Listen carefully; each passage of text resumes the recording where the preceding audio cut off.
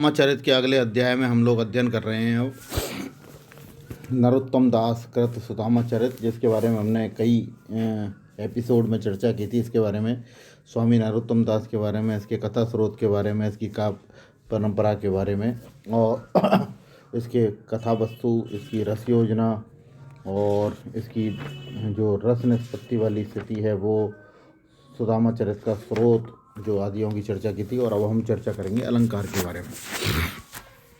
सुदामा चरित काव्य में नरोत्तम दास का अभीष्ट पांडित्य प्रदर्शन न होकर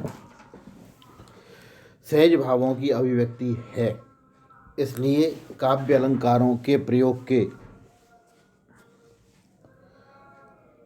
प्रति उनका बहुत सचेष्ट नहीं रहा है, पर क्योंकि उनकी छंद विधान और अभिव्यक्ति की सघनता पर पकड़ है, इसलिए काव्य अलंकार सहजता ही गुथते चले गए। ऐसा नहीं लगता है कि कवि ने किसी विशेष अलंकार का प्रयोग करने के लिए अतिरिक्त श्रम किया है और किसी अलंकार के प्रति उनका आग्रह भी नहीं रहा है, किंतु रस प्रवाह के साथ अलंकार स्वतः ही रस परिवाह में सहायक बनकर आ गए। इस काव्य में उपमा, रूपक, अनुप्रास, स्वभोक्ति, विभावना, परिकर, अतिशोक्ति, आत्मतुष्टि, प्रमाण, उत्प्रेक्षा, विशेषोक्ति आदि अलंकारों का सहज प्रयोग हुआ है। अलंकार कहीं भी काव्य के प्रभाव में बाधा नहीं है। देखिए, एक बात स्पष्ट है कि अलंकारों का प्रयोग कविता के सौंदर्य में वृद्धि करता है और छंद उस कविता को एक सूत्र में बांधते हैं। अब अलंकारों का प्रयोग दो तरह से किया जा सकता है। एक तो स्वाभाविक रूप से, जब अलंकार स्वयं ही आ जाए। एक जबरदस्ती उसे अलंकार को छंद के अंदर ठूसने की प्रवृत्ति के रूप में। केशव दास की जो रामचंद्र का है उसमें अलंकारों को ठूसा गया है, अर्थात जबरदस्ती आचार्यत्व प्रदर्शन करने के लिए केशव ने अलंकारों को ठूसा है वहाँ। लेकिन अगर जगन्नाथ दास रत्नाकर के उद्धव शतक की बात करें या नरोत्तम दास के सुदामा चरित की बात करें, तो इन दोनों में एक बात स्पष्ट रूप से दिखलाई देती है कि अलंकारों का प्रयोग सहज हुआ है। यहाँ अलंकारों को जबरदस्ती कविता में पिरोकर पांडित्य प्रदर्शन का उद्देश्य नहीं रहा है। हाँ, जहाँ आवश्यकता है वहीं उन अलंकारों का प्रयोग करने की चेष्टा की गई है। और तो और अलंकार, जैसे किसी स्त्री को अगर गहने पहना दिए जाएं तो उसकी सुंदरता में चार चांद लग जाते हैं, उसी प्रकार अगर किसी कविता में अलंकारों का सहज प्रयोग किया जाता है तो कविता का सौंदर्य बढ़ जाता है।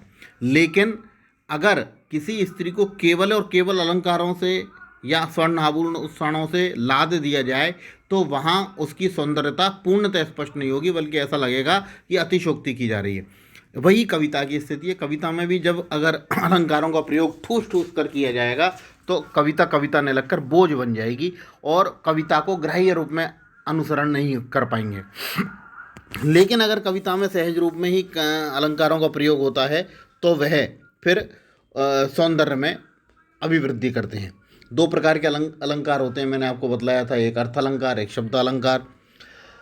जहाँ अर्थ के द्वारा किसी भाव का पता लगता है वहाँ अर्थ अलंकार होता है, शब्द के द्वारा किसी भाव का पता लगता है शब्द अलंकार होता है। देखें सुदामा चरित में कितने और कौन से अलंकारों का कहाँ कहाँ प्रयोग हुआ है। उपमा अलंकार, देखिए उदाहरण भी साथ साथ स्पष्ट हैं। देवता से बैठे सब सादी सादी मौन हैं, अर्थात देवता से बैठे सब सादी सादी मौन हैं। और यहाँ जो वर्णन किया गया है वो बिल्कुल स्पष्ट दिखाई दे रहा है, देवता की तरह, अर्थात चुपचाप बैठे हुए हैं, यद्यपि वो देवता नहीं है, देवता से बैठे हुए हैं। उत्प्रेक्षा अलंकार का उदाहरण देखिए। सुंदर महल मणि मानिक जड़ित अति, सुवरन सूरज प्रकाश मानो ज्यो रहो। अर्थात उत्प्रेक्षा अलंकार में देखिए सुंदर महल ऐसे लग रहे हैं मानो मणियों और माणिकों से जड़ित हैं।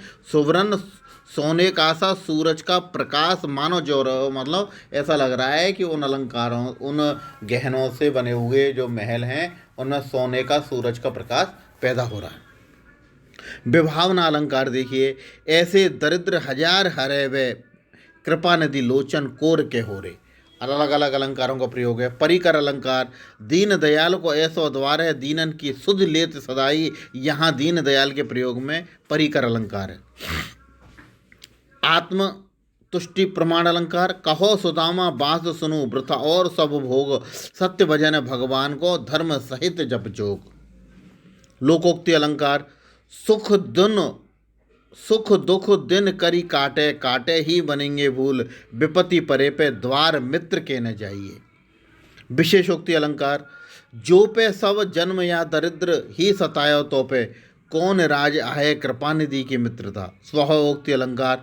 शीस पगाने झगा तन पे प्रभु, बतावत आपनो नाम सुधामा। इसको पूरा हम पढ़ सकते हैं।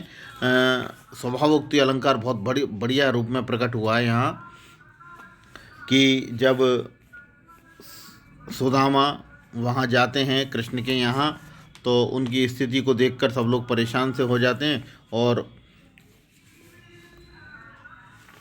द्वारपाल जब जाकर श्री कृष्ण को बताता है कि आपके साथ कोई व्यक्ति आया हुआ है, तो देखत क्या कहते हैं, देखिए स्वभावोक्ति अलंकार में।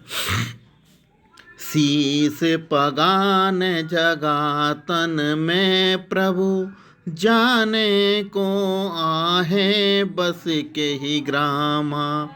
धोती फटी सी लटी दुपटी अरु, पायो पान ही की नहीं सामा। द्वार खड़ो दुज दुर्बल एक, रहो चकी सो वसुधा विरामा। पूछत दीन दयाल को धाम, बतावत आपनो नाम सुदामा। ये बहुत बढ़िया अलंकार है। अतिशोक्ति अलंकार। एक मुट्ठी हरी भर लई, जीने मुख में डार, चबत चबाउन करन लगे चतुरानंद पर